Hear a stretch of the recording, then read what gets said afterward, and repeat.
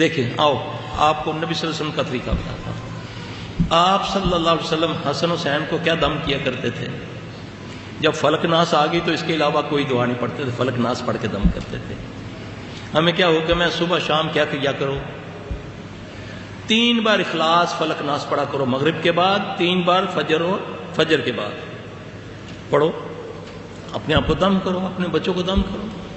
یقین جانے دعائیں یہ پڑھ کے آپ باہر نکلیں، آپ کو نظر لگانے والے بھی ہوں گے، حسد والے بھی ہوں گے، جادو کرنے والے بھی ہوں گے، جن بھی ہوگا، انسان بھی ہوگا، اللہ آپ کو ان چیزوں سے محفوظ رکھے گا، مگر آپ کو یہ عمل کرنا پڑے گا۔